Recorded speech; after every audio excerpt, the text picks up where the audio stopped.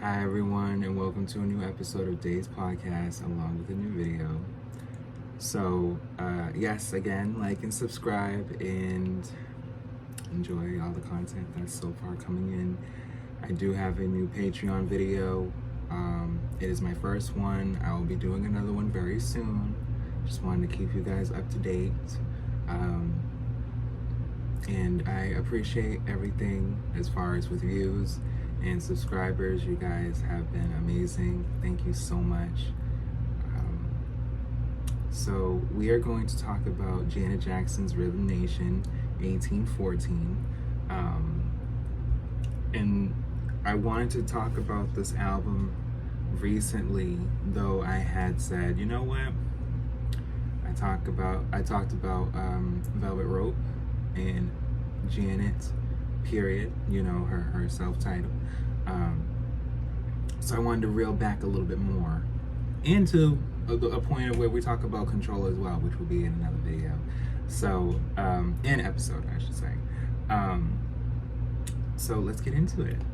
So, it is simply known as Rhythm Nation 1814, but it's Janet Jackson's, released September 19th, 1989 by A&M Records, although labels executives wanted material similar to her previous album. Jackson insisted on creating a concept album addressing social issues.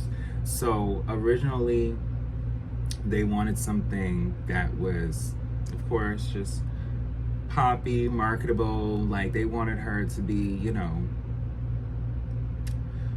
like, every artist is different, and this is what I meant when it came to Aaliyah as well at the young age that she was in when it came to coming into the 90s, because we're talking about 1989 going into the 90s here. We already talked about the 90s as a whole when it came to Janet, period, and Velvet Rope for Janet. So in that mist of time, in that video that I talked about with Aaliyah, whether it's the Patreon video or even just down to the albums that I've talked about for her, record labels and artists, a lot of people was trying to be like this and do this, and Janet was like, no, I need to stand out in a way where people respect me, and this was the album. It's not even just Control, because Control, she's demanding it, of course, with the title, but this Rhythm Nation, it's pretty much saying keep that. Like, I'm demanding that respect, and you better keep respect for me. You know what I mean? Because I'm here. Like, you know my brother, but you gonna know me too. Like, I'm here. And yes, collaborating with songwriters and record producers Jimmy Jam and Terry Lewis, she drew inspiration from various tragedies reported through news media, exploring racism, poverty, and substance abuse, in addition to themes of romance, although its primary concept of a social political utopia was met with mixed reactions. Its composition received critical acclaim. Jackson came to be considered a role model for youth because of her socially conscious lyrics. See, at the time, with pop music, a lot of times people go into that direction of this is what sells, and that's just with any type of music, to be honest with you. And after a while, it's like, no, we need to talk about something that's really going on, or something that people can relate to. It can't just be a song that's catchy. The song got to be catchy and say something. And that's where Janet was wanting to show here. As with Control, recording for Rhythm Nation 1814 took place at Lewis and Jam's Flight Time Studios in Minneapolis, Minnesota, where they worked in seclusion with Jackson to complete the album. So in her documentary, they showed instances of her creating the album, rehearsals, and it was hard for her at that time to create something new, because of course it was similar to Michael, where it's like, it gotta be better than your first. And it's like, whoa. Like, I have other previous albums that weren't here, that people weren't fully here for all the way, and now that they're here for this particular album, now I gotta make something that's even better than this. And they both had that that anticipation, that acclaim. They both had that with their respected albums at that time. And of course, Michael had to lead the way. But it was just with Janet, it's like, I want to have something that is, it better stand out the way that Thriller can stand out. It don't, not to say for her sake that, she may have probably wanted it to be really, really big selling, but she wanted people to be able to look at her second album like, yes, hi. He got a stare down, here's my stare down. What's up? So, yeah.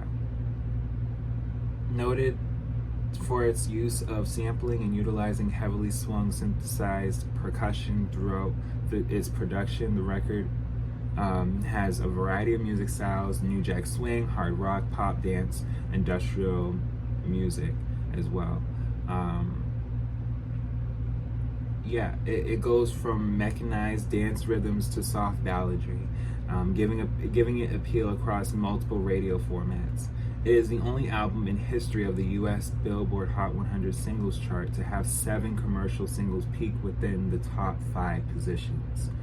It is also the first album to produce #1 hits on the chart in 3 separate calendar years, beginning with Miss You Much in 1989, Escapade, and Black Cat in 1990, and culminating with Love Will Never Do Without You in 1991. So similar effect with her brother, because they're holding it down throughout these years. When you look at both, sides of where I'm coming from with videos, because I just recently finished Dangerous. So in the midst of the peaks of her singles, her last single was State of the World, which was February 6, 1991. Dangerous is literally coming out that fall. So it's like they were never not in sync, whether it was touring or music. They were, they had a time where they were really close. And I will talk more about that in a Patreon video too. Just the dynamic from how their relationship is, from her perspective, of course. So we'll get to it. So as far as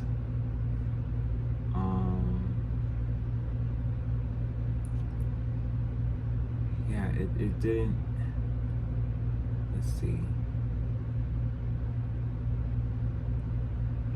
visuals and music videos and live performances further elevated Jackson's superstardom.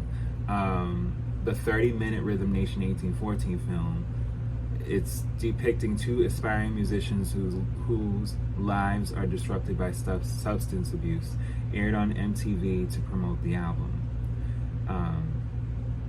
Her tour, Rhythm Nation World Tour 1990, became the most successful debut concert tour by a recording artist at the time.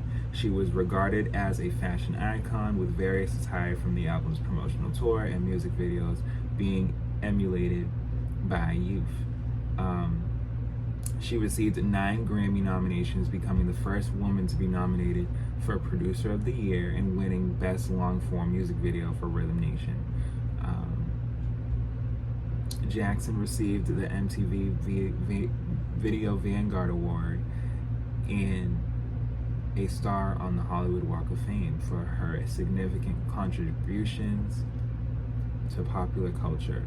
Her handwritten lyrics to the album's title track, Rhythm Nation, as well as her militaristic uniform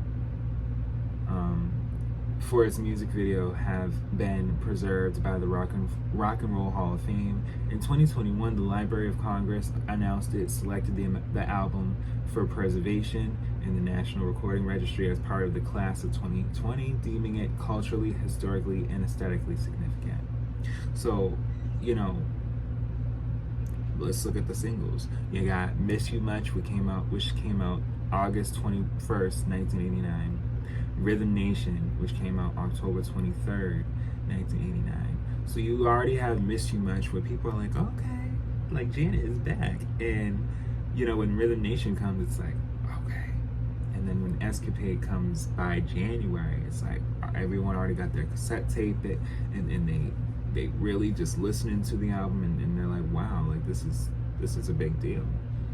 You know, All Right came out by before the spring of 1990, and then Come Back to Me is by June 1990. And then you got Black Cat by August 1990, and then Love Will Never Do Without You by October, where it's been already a year. The rotation of the album was this is a sequence of how albums at the time was to sell. But it had to be where the consumption matched the way that it was already being put out.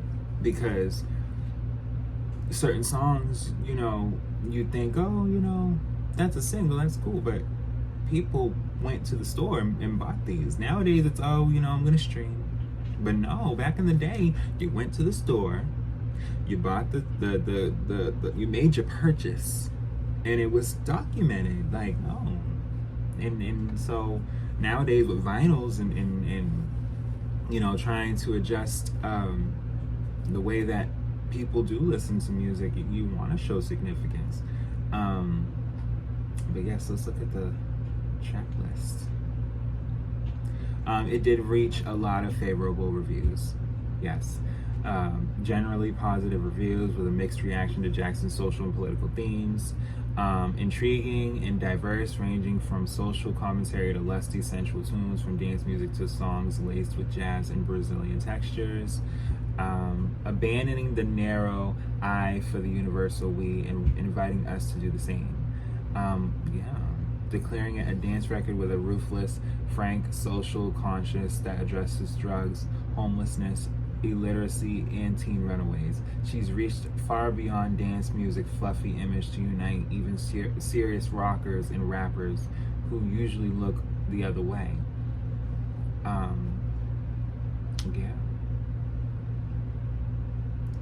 Let's see. There was someone that said that the album is a masterpiece. They praised the diversity. There's a quote where it says she was more incredibly feminine, more crucially masculine, more viably adult, more believably childlike. This was, of course, critical to a project in which Janet assumed the role of mouthpiece for a nationalist, for a nationless, multicultural utopia. Though referring to Jackson's voice as wafer thin, he applauded Janet's spirit and enthusiasm, praising the album's numerous gems. And so this is my thing. A lot of times, because of course there was artists that were still in the 80s and 90s that was really vocally going into different octaves, but Janet held her own, and I give her credit for that. And a lot of times, and even back then, it just, people felt like you had to wow them so much. But mind you, this is 1989, so you're already hearing a Whitney. You're already, not even knowing a Mariah is nearby. You have, a lot of R&B artists that were still being able to come out, and the men R&B artists that were men, and pop women as well were still emerging. So it just was like she just was like, no, if anything, I need to stand out, regardless if y'all ain't gonna feel like I need to be going another higher note or whatnot, or no, this is what needs to be talked about. And yes, the album debuted at number 28 on the Billboard 200 and 77 on top R&B hip hop albums, eventually reaching the number 1 position on both charts.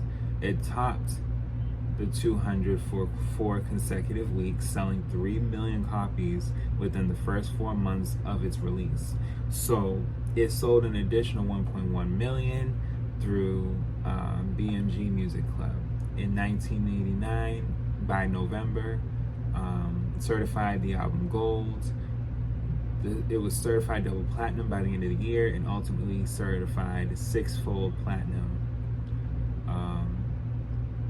It emerged as the best-selling album of 1990 in the territory.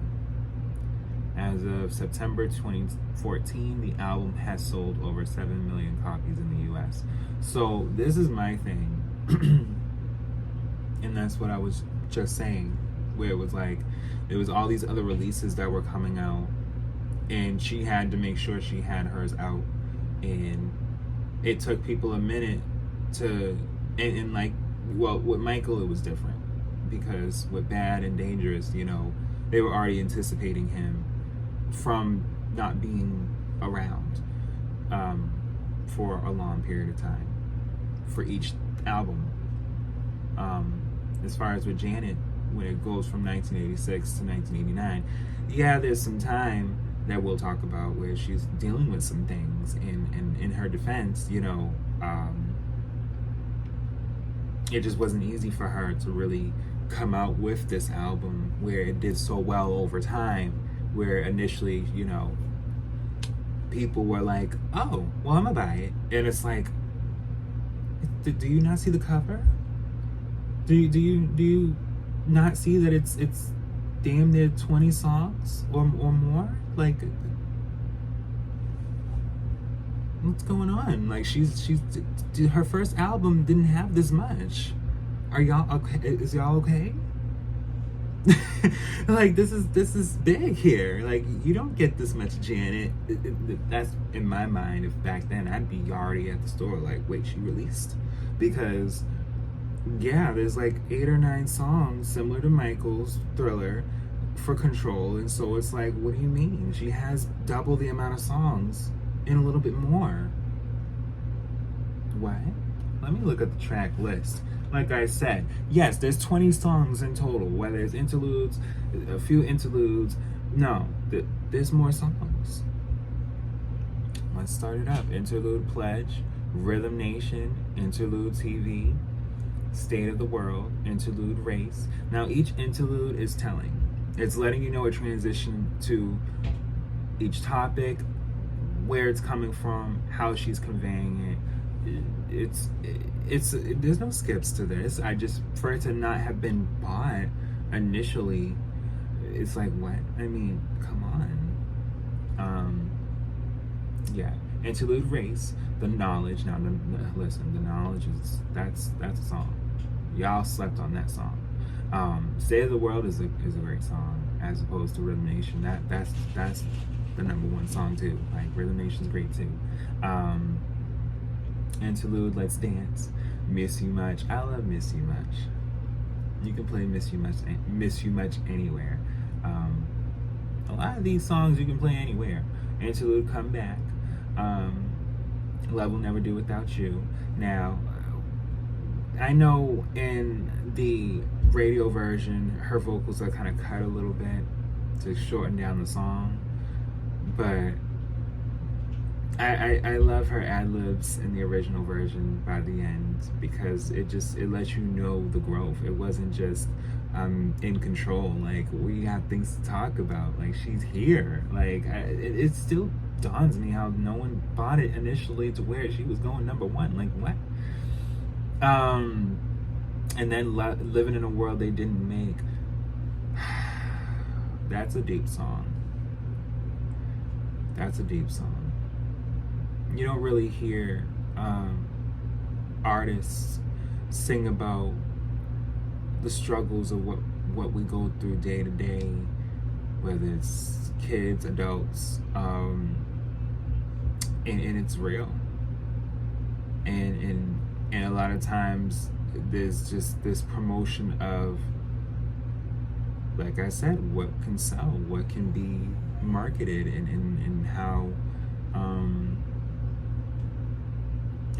people are able to just be like, oh, you know, it's a good dance song, I felt good, I wanted to be out today. It's there's more going on. It's deeper than that.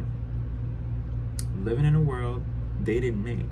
We don't know what's really going on in this world, and yet we here. So she wanted to make it clear, like, you know, we got changes to do. We got changes to make. Which is all right. Which is the next song, you know? And then, yeah, All Right's great song, great music video. I love it. Interlude, Hey Baby, you know, that's just her just being silly. And I feel like that's what people needed at that time with her too, where it wasn't just, you know, being so serious. Like, I have a silly side. I'm just young and still young, like, you know. Escapade came out. The song is after that interlude, and Escapade is, it's a great song. Makes me happy. One of my favorite songs. Interlude, No Acid. Ain't no acid in this house. I'll say it for you. You know, that's how you know I'm a fan. Like, I listen to music. But Black Cat, that's a great song. You know, a lot of times you do cross people or get to know someone that doesn't take you seriously. And at times you gotta let them know it's either you will or you don't have to, because I never stopped. You know? It's not just about living on the edge. You gotta make something out of this. Make sense. Make something great out of whatever it is. Do it. And with her perception, when it came to Black Cat, it was like, listen, I don't need this. I don't need you. But then, dipping into the next song, which is Lonely. Anytime you need a friend to be there when you're lonely, that's a real deal. People do get lonely. People do miss people. And people do feel as though consistency matters. So when you have a song like this that isn't always talked about, because this is part 1 to Lonely, because she came out with I Get Lonely. She had to emphasize it damn near 10 years later because y'all was not hearing her. Let's talk about that tea, okay? This is the original I Get Lonely. Y'all weren't ready. Y'all were like, oh, all right. So when she came out with I Get Lonely, because the song here is Lonely, but when she put I Get next to Lonely, oh, all of a sudden, y'all sitting here with my... Yeah, no. Wait a minute. Y'all okay with her being on the mannequin? And then, no, there's no visual for this song. But even so, I believe this was the original I Get Lonely. It went a step further with I Get Lonely, and I'm not mad at it. If anything, I love that they're twins. I'm a twin, I'm a gem. Which leads to Come Back to Me. And to me, I feel like Come Back to Me is like what led to us to have Again. You know, because they're so similar, you know, and Come Back to Me is more of a stern, more focused way of just of just looking at the situation that is at hand, the relationship that is at hand. Because you know, it does come from a love sense. Sometimes people look at it from a friend sense too. But as far as just the song itself, it's a deep, sad song. It's a ballad, but it's a song that resonates with a lot of people because you don't want to lose the one you love. You don't want to feel like, you know, all right, well, today this was enough, and then the next day, you know, we have to have everything, because you just never know. Like, you don't want to ever have to wonder about things. You want to just live, right? So the thing is with her, she wanted to just truly let that person know, like, I miss you deeply.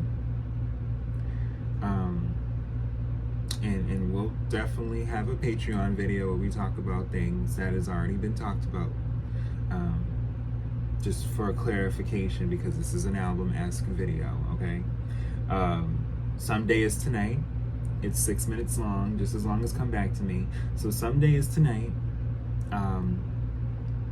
to be honest with you, it was getting people geared up for Janet, period. Because Some Days Tonight is more of a very sensual. There's a little bit of moaning in there, you know.